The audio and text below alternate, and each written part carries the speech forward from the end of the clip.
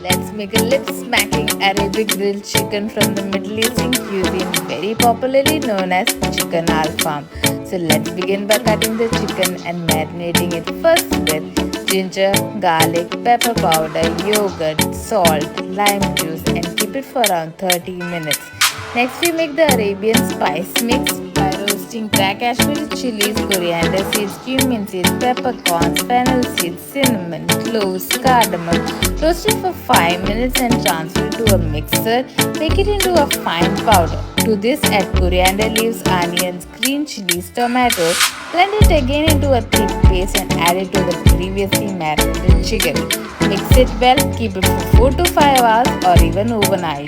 Next, we come to the main part of grilling the chicken with charcoal. So place the grill over the burning charcoal, then the marinated chicken. It takes around 30 to 40 minutes for the chicken to get cooked. Occasionally apply some butter, flip over